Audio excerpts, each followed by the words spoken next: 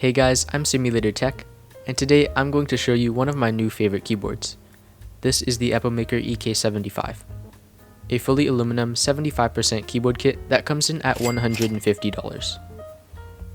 Inside the box is a manual, some accessories like a braided USB cable, a hex key I think, and a combination keycap and switch puller which is surprisingly high quality. There's also some clear screw-in stabs, which is really great to see. Finally, we have the board itself. Here's some gaskets. This board comes in white and black, and I received the white version, though it's definitely more beige than white. The case design is really nice with a very retro look going on.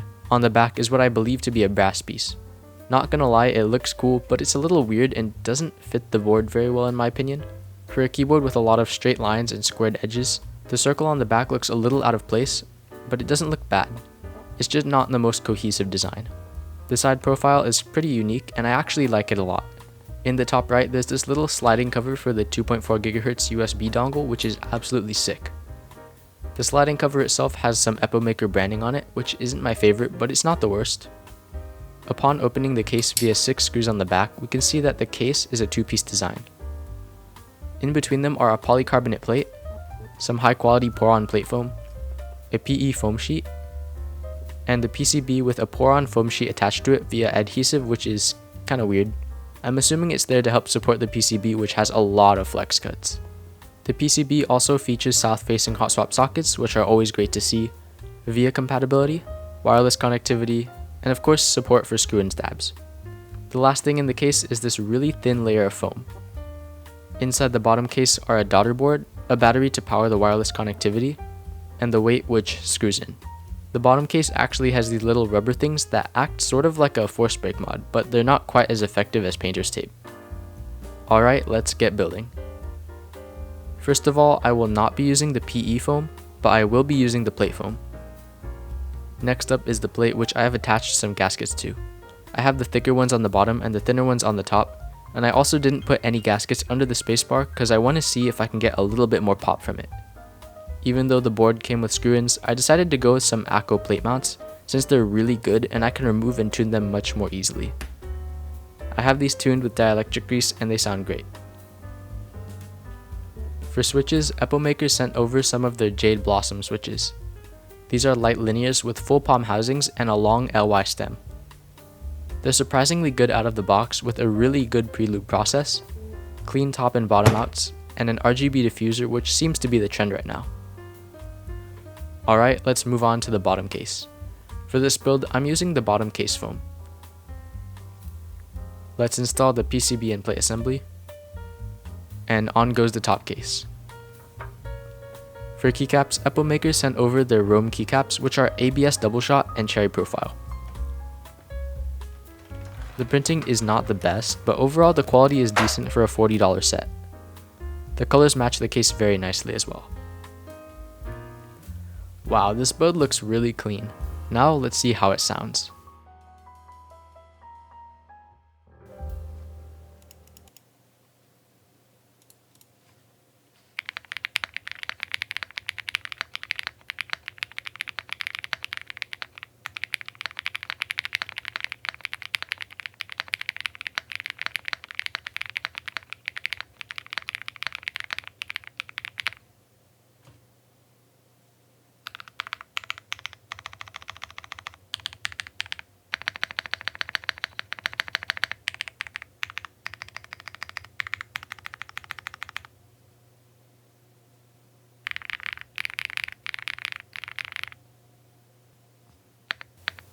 Dang, I'm actually in love with how this keyboard sounds.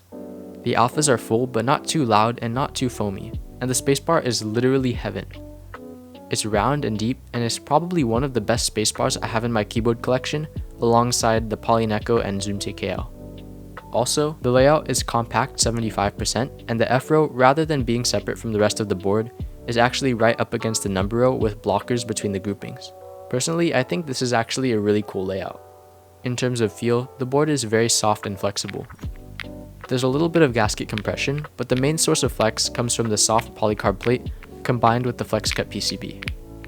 Overall, the typing experience is comfortable and not stiff at all. Oh, also, Epomaker sent me a really nice white coiled cable with an aviator connector, which is pretty sick. It's really high quality and it costs $50 on their website if you're interested. So would I recommend this board? Well, if I'm being honest, this is probably one of my favorite 75% keyboards right now, mostly because of the phenomenal sound, which is subjective. I think the ideas behind this board are solid, but the execution of some of them, like the brass weight and the dongle cover, don't look the best. I personally don't think those things make or break the board, and I'm probably gonna daily drive it for a while. The last thing I want to mention is that the RGB bar at the top left takes some time to warm up. When I first plugged in the keyboard, it was kinda weird and weak, but after a couple hours, it looked the way I expected.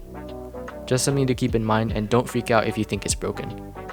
Anyways, that's all I have for you guys today. Thank you for watching, and thank you Epomaker for sending out the parts. See you guys later. Bye!